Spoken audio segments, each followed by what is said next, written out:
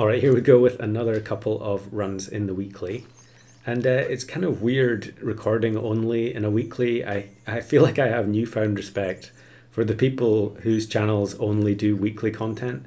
It's very frustrating knowing that you're on a clock. So if you have some weird combos in mind that you really want to get, you have to get them in the space of a week. And when I'm normally recording, it's pretty common that it can, a particular build, I can be working on it over the space of multiple weeks, take a long break and then come back to it with fresh eyes. But in the case of a weekly pack, you just can't do that. So we're going for, I'm not sure what I was going for in this particular game. I think we got a bit of a dromedary boost. So the doorhead ant and the dodo are a little bit bigger. But I was just playing along and seeing where the game would take me. There were a few different things I was looking to do with dodo, neither of which I've really recorded yet, which is a bit annoying, given that it's Friday. I think it's Friday. I'm losing track of time. I've spent so much time playing this pack at the moment. But here I give potato to both the dodo and the doorhead ant, and then I freeze another one. So an idea is starting to come together. There was a comment the other day about full perk teams, because I had been doing a series of videos where I tried to get entire squads of a particular held food. Other than the obvious ones, I think a full squad of melon or a full squad of pepper, everyone will have probably done that by accident at some stage when they're playing Star Pack or just Turtle Pack, I guess. But more of the atypical stuff. And this pack really, potato is pretty much one of the best perks you can take, especially if you don't end up getting the opportunity to get melon from Gariel. I passed it up there. This is pretty funny, with the seahorse makes the elephant kill the scorpion. I actually had another game earlier today where that happened. Very satisfying. And I think taking seahorse definitely, it's one of those pets that, I mean, I complain about it all the time in the other packs, or it's mostly customs, that it just it plays havoc with ordered teams. And given that elephant blowfish and elephant the other one, guinea fowl, are both pretty common. I mean, I've seen a very, very high percentage of teams playing guinea fowl, even though I'm not convinced it's as good as people think. Especially, I mean, you think, there's skunk, there's scorpion, but then there's also dodo. So, dodo can create an extremely high attack unit that can just one-shot a guinea fowl. Like here's one here. Although we actually are playing the seahorse at the front, because we're giving all the attack to the doorhead ant, so the double skunk there actually helped us one-shot the guinea. I suppose that does make sense, if people are afraid of the guinea fowl being killed instantly, then at least the elephant lets you get a couple of hits in. But because there's no mushroom, you're not able to guarantee multiple reps of elephant hits. So I think here, yeah, mammoth pill, you already know I'm going to freeze that. But now that we've got 4 potatoes, we're really just looking for what is going to be the final pet for the full team of potato. And it would be really great to run into like one of these lynx teams where they do 0 damage at the start of battle because our entire team has potato. Now you can get to the point where with Wolverine and Parrot as well, that your lynx is doing so much damage that it can actually kill through potato. So the skunk has 11 health here. I guess the maximum from a lynx is 15 for the levels, and then Wolverine is what, 9? So yeah, you can definitely do 20 plus damage with Wolverine, and but that's pretty unlikely to happen until you're much later on, unless you run into a team that went absolutely wild with alpaca. Most of the time the lynx is, the potato is going to massively mitigate the damage from the lynx.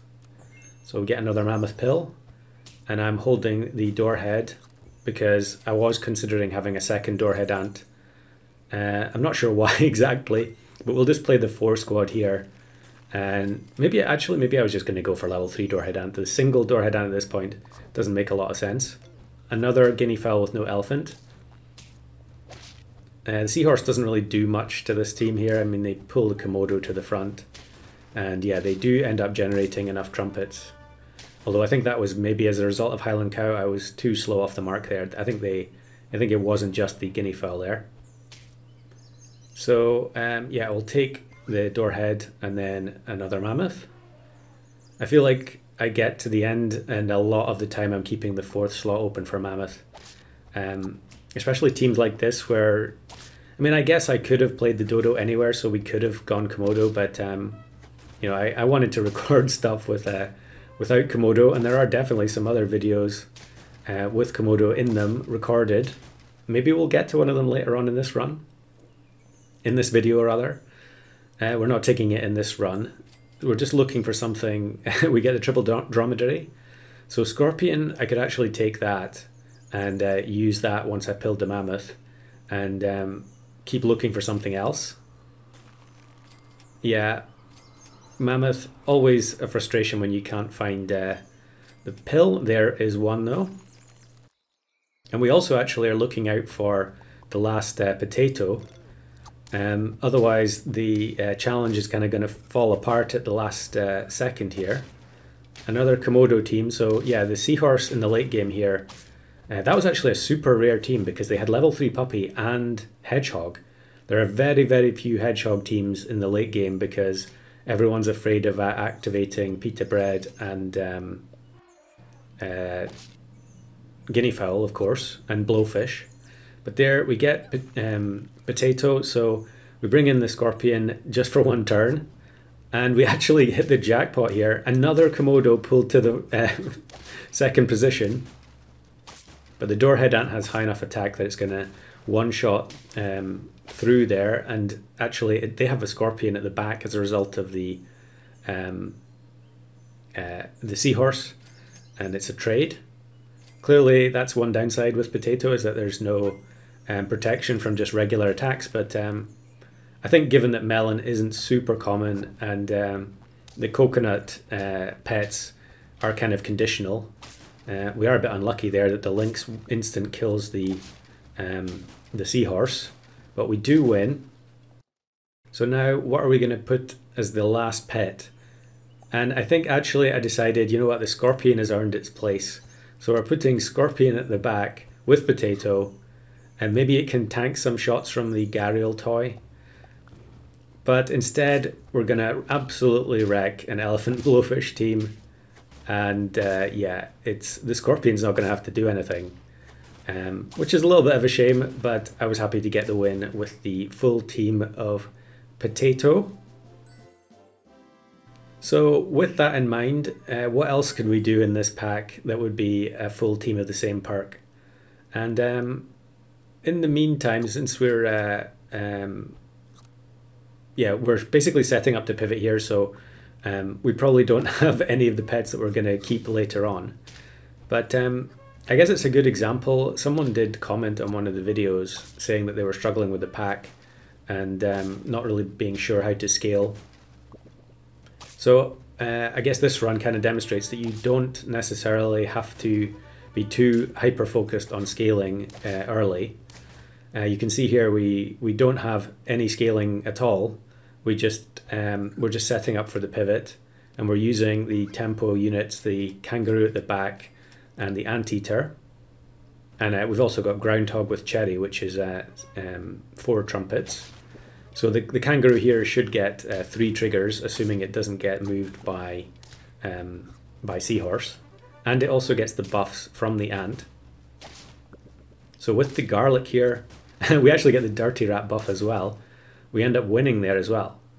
So, you know, with elephant guinea fowl, with kangaroo, muskox, anteater, you know, there's lots of things you can be doing to try and maintain lives, and then just wait for such a time as you can pivot into the stronger units later. You don't have to be too worried about finding specifically giraffe, puppy, African penguin and so on. Now, of course, if you do find those pets, you absolutely can take them. But here we do face someone who has level 2 blowfish that has been massively scaled up. So we never had a chance there. So we take the level ups on turn 7 because we're looking for turkey and alpaca. We get the choice between them, which is a little bit annoying. But we can potentially take macaque here, which is another tempo unit. You know, instantly getting a 12-12. And I think here, yeah, I do take the alpaca instead of the turkey. We'll take macaque. Now, I actually sell the alpaca. And maybe that's questionable. I'm not sure. I think, yeah, on 4 hearts, maybe I should have just kept the alpaca and ditched the groundhog. Maybe I had something in mind here in terms of the trumpets, you know, like trying to, you know, play a nurse shark team with only groundhog as the trumpet pet. Here, we are actually going to scrape the tie because of the garlic on the kangaroo. So maybe it was wise that I didn't sell it in the end. And in the end, we actually find another alpaca in the shop. So I decide to sell the stoat. I really would have liked to get turkey or alpaca, but instead we get rhino. There's a turkey though. So now we can start selling stuff off from the early game that we no longer need. And we will bring in the alpaca. Now I do need to get rid of the groundhog, but we also get macaque, so I can level 2 it. Sell groundhog. You can see the reason I'm thinking about it is because I haven't decided if I'm going to keep the rhino yet. Because it's 1-1. I really need to find another rhino to combine them together and get the benefit of the stats. Because we can also stack a turkey buff as well. So yeah, here we sell the alpaca and I get the Komodo. So we're going to do something a little bit atypical here, and that is play the Komodo, but only buff 2 units. So in fact, really at this point, we're only buffing 1 unit because the rhino, if we find another rhino, any of the buffs from the Komodo are going to be completely wasted. But macaque, high level macaque is very, very good in this weekly, simply because you know, the scaling options are limited, and every time you level up the macaque, you're getting plus 12-12 in stats onto the orangutan, which is pretty massive. And yeah, I buy the macaque separately here just to get the turkey buffs. There is a slight downside in terms of scaling macaque itself, in that if you scale it too far, you can end up in a position where the macaque activates before opposing skunk, and therefore your orangutan can end up just having its health reduced. I mean, the benefit of having the macaque having such low starting stats is that it tends to go last at start of battle, which means that you're not too concerned about the orangutan losing a lot of health. So we are taking that risk here, but that's fine. I'm messing around with a 1-1 rhino and buffing 2 units with Komodo. So we'll just take the risk. This team does not have skunk, so however they do have a guinea fowl, nurse shark, and yeah, we are going to lose. But we did manage to maintain a lot of hearts early, so it's actually pretty close in the end there. If I'd had pizza bread on the turkey, we might have got away with that. I'm going to buff the turkey. Yeah, are we going to go straight to level 3 turkey? I guess in my head, I'm thinking that I'm just setting up the turkey to give maximum buffs when I finally find another rhino, and I can just buy it into the empty slot and get +9, +6, which is outrageous. I think here is an example of a team with the skunk, so I didn't actually notice there, but I guess the orangutan lost some stats. So we do get the level 2 Komodo now. Again, it's only giving +4/4 per turn, and really the stats on the rhino are pretty worthless. I decided not to bother going for the level 3.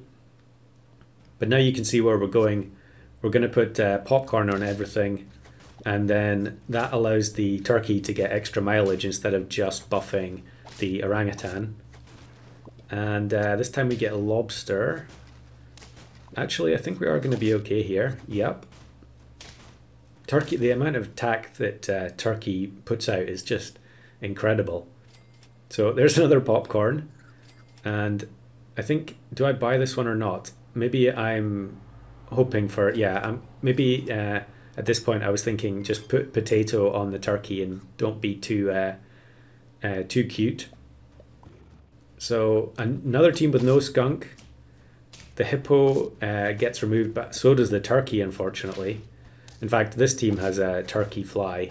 So realistically, we would have needed the rhino to have pretty nice stats. We do get scorpion from the popcorn, which is clearly one of the benefits of putting popcorn on the tier 5s.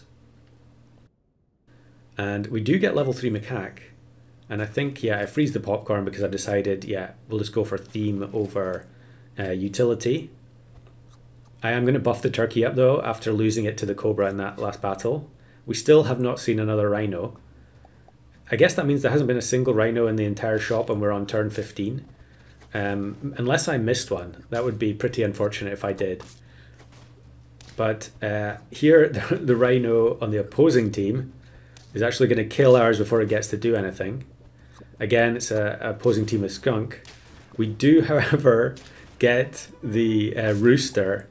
Another excellent reason for playing popcorn on a tier 5. So I'm going to take the popcorn on the turkey.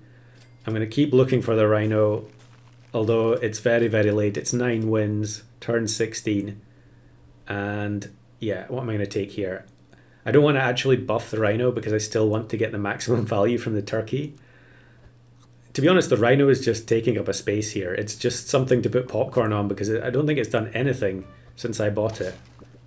But we could get lucky with a particular sequence. Just depends what the opposing team looks like. And here, yeah, I think the rhino is actually going to get to do something. Oh no, it's not. It was 1 HP away from causing the chain reaction there. So we are going to lose to opposing turkey fly. Level 3 turkey with popcorn there. Very good taste, that team. And I do end up buying the chocolate onto the rhino because I guess I've just accepted at this point I'm never going to see one, and there it is. So how many turns was that? Like 8 or 9 turns or something without seeing rhino. But rhino at the front is going to get to do something finally because of the whale on the opposing team. I've really enjoyed seeing all the whale teams that people have tried to put together. It is still a little bit awkward, especially with all the snipes, but it is very satisfying when it works out. But in the end, that team just didn't have the stats. They did have the levels, but our Cuputo giving +4/4 per turn ended up helping us big time.